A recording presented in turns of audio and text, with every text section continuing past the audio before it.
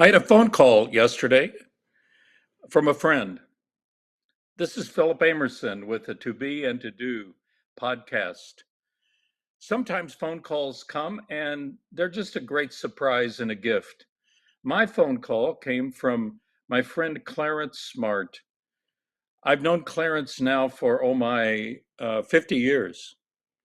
I met him when he was the janitor, custodian at the Methodist school in the Republic of Panama, a school called Instituto Panamericano. And Clarence lived in a little cubby space beneath the swimming pool where the machinery, the filters and the pumps for the pool were. He had a bed and a little hot pad there. And we got to know Clarence, discovered that Clarence was 1 week older than I am. He was born on Christmas Day in 1945, and I was born on New Year's Day in 1946. Clarence had grown up in Bocas, section of Panama, where the banana company, the United Fruit Company, had controlled much of the work there, owned the land, rented little plots for people to have a home. And Clarence grew up with a number of brothers and sisters. He was also deeply committed to education and only had schooling in Bocas for the fifth grade. And he was so determined at age, I don't know, 11 or 12, to get further schooling. He walked across the mountain range down the center of Panama over to a city. It's probably 50, 60 miles away.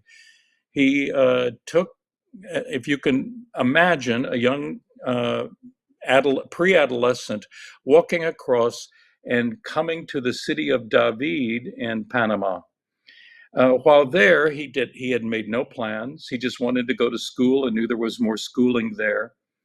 He ended up at the student home, the student house that the Methodist Church ran in David. And Ken and Media Darg were the missionaries that ran the school.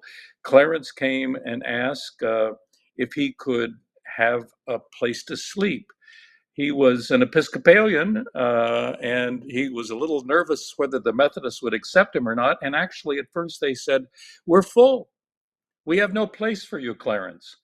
And Clarence kept looking and kept looking. And finally, the afternoon of that day, he came up to the student home dragging a refrigerator box, a cardboard box where refrigerators had been shipped. And he said, "If I put this here on the garage, under the garage, can I just sleep in the box?" Well, the the Darg said, "Oh, Clarence Smart, we will find a place for you." And so he finished his high school there in Panama. We met him a few years later when he was living under the swimming pool, the custodian, and he was taking his university work one course a year. But he was determined to finish the university. That's when Clarence and I began to know one another, and I began to see this deep, deep commitment he had to education, to self improvement. And it was sometime around his birthday. I believe it was around Christmas. It would have been Christmas 1969. And I said to Clarence, if I can do it, would you be interested in going to the United States and finishing your university if I can help find funding?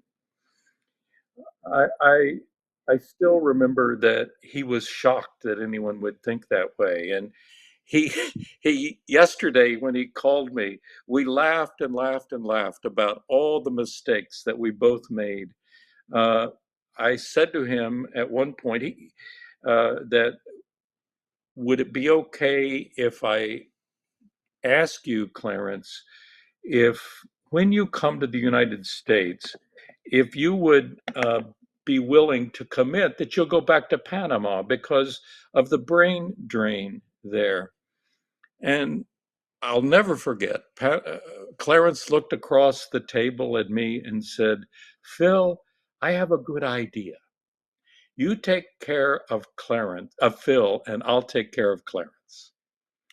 And that was one of the early important moments when I understood about paternalism and about colonialism, or at least I thought I did. But it was important for Clarence to point out to me that it was his life and his choices. And he was thrilled that I was able to help. But I wasn't to tell him how to live his life and how to use the gifts God had given him. If I could give a little assist, he would accept it perhaps, but it was up to him.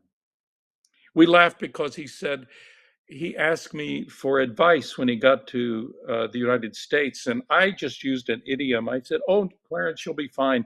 Just keep your nose clean." And he said, "Phil, you didn't know it, but I began to carry extra handkerchiefs in my pockets because that's what I thought you meant. Keep your nose clean."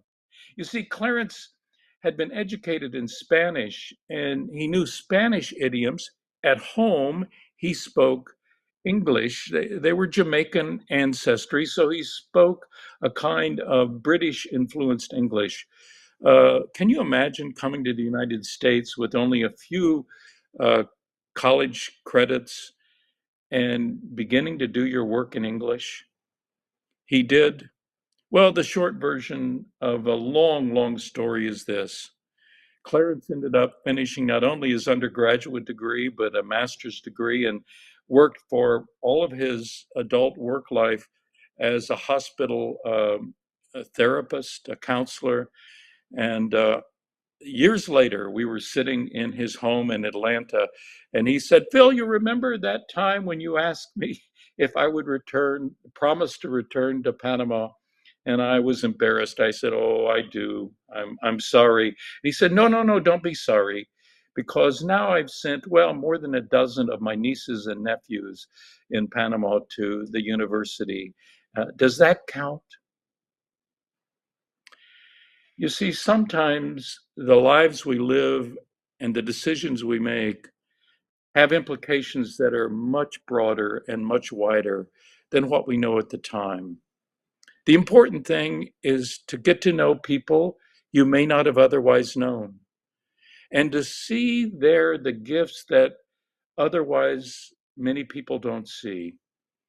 So I lift up on this podcast the life and the witness of Clarence Smart, my older brother by 1 week, my dear friend, who calls me a couple of times a year, and mainly the calls start with, "Hola, Felipe, ¿cómo está?"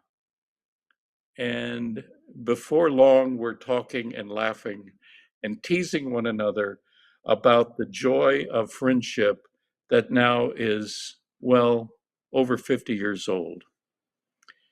This is the season we all live in. Life continues, and we have the opportunity to meet others and learn from them.